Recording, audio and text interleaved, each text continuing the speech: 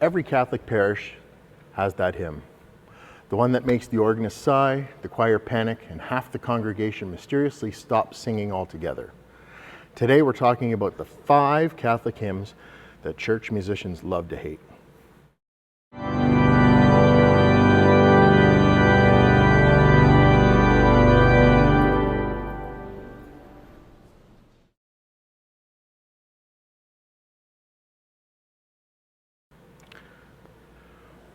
Now, before anyone writes me an angry email in all caps, this is partly tongue-in-cheek. Some of these hymns mean a great deal to people. They've been sung at weddings, funerals, confirmations, and moments of real prayer. That matters. But from a musical, liturgical, and congregational standpoint, some hymns have not aged particularly well. So today we're looking at the good, the bad, and occasionally the liturgically awkward. Number 1, Eagle's Wings.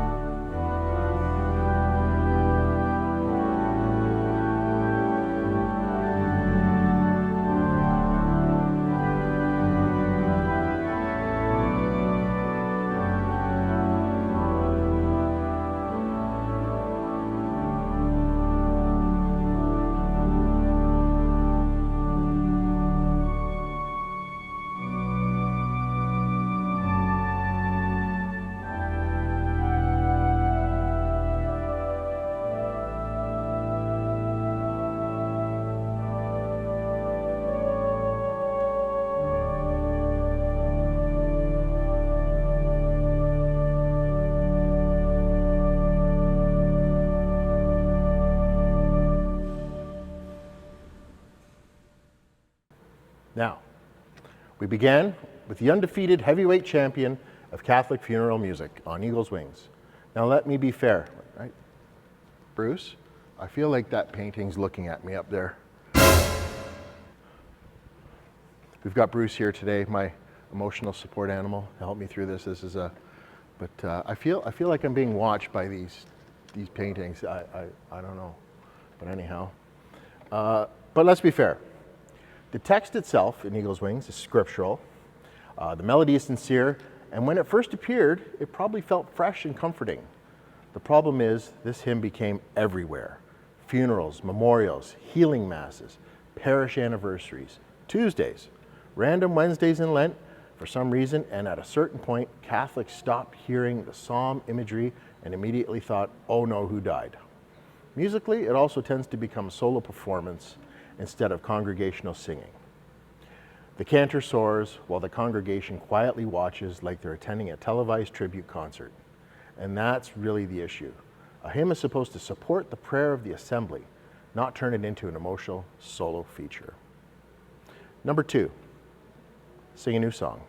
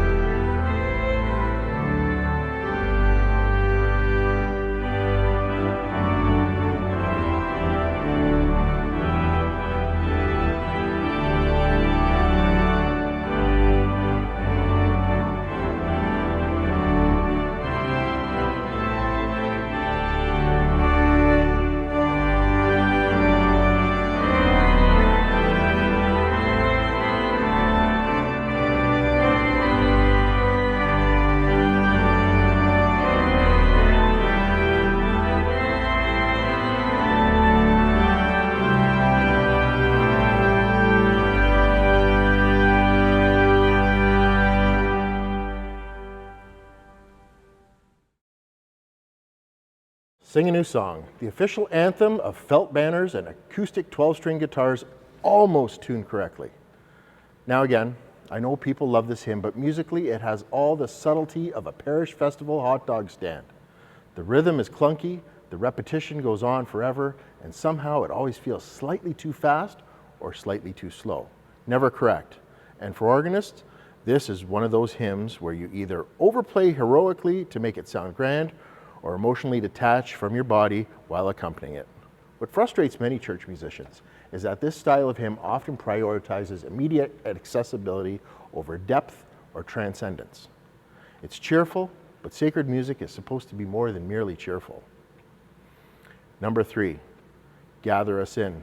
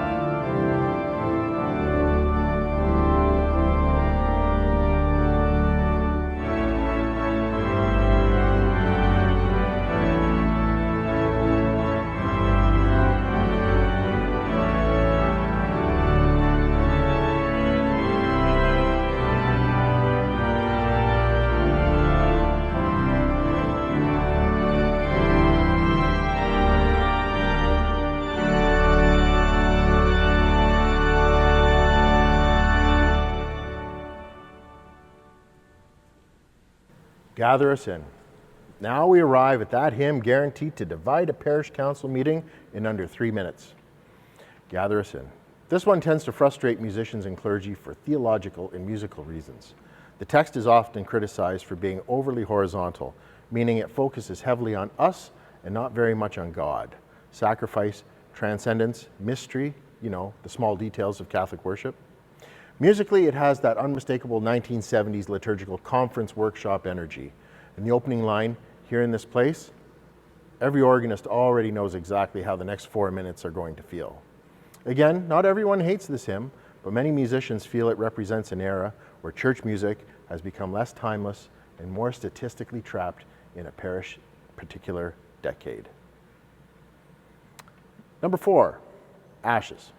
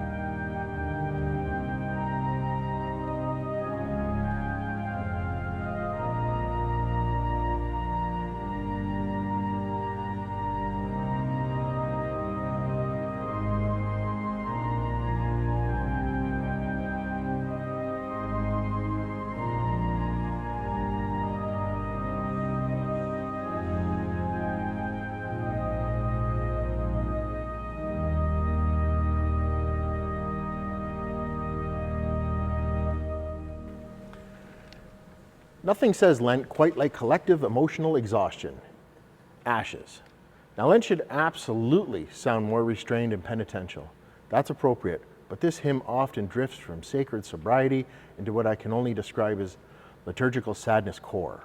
It's deeply sentimental, it's melodically heavy, and after the fourth consecutive week of hearing it, even the choir starts looking emotionally dehydrated.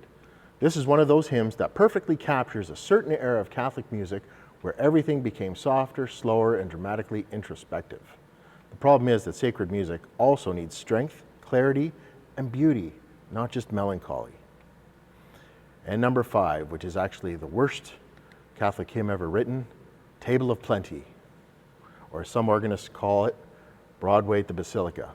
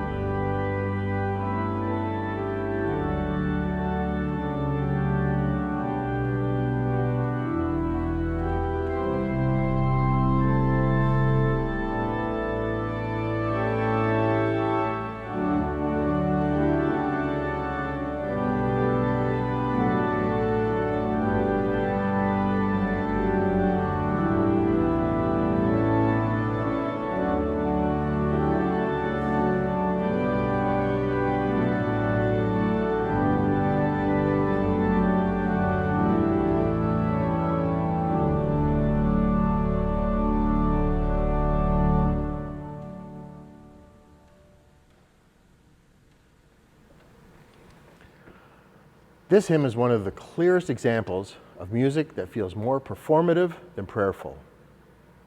The syncopation makes congregational singing difficult. The style feels heavily influenced by musical theater, and trying to make it sound majestic on a large pipe organ is honestly one of the great... She's looking at me, Bruce.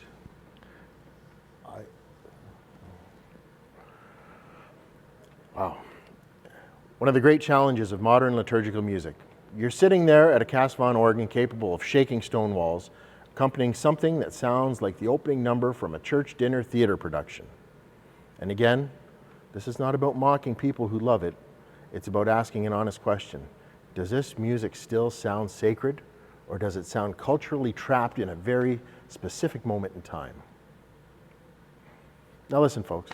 At the end of the day, sacred music matters because it shapes how people pray. And while some of these hymns frustrate musicians, they also carry memories for many Catholics. Funerals, weddings, childhood parishes, family moments, seasons of faith. So this conversation shouldn't become bitterness or elitism, but I do think it's healthy to ask whether the church should be aiming higher musically. Because when Catholic sacred music is truly great, it doesn't merely entertain people, it lifts them towards heaven. Thank you so much for watching. We'll see you soon.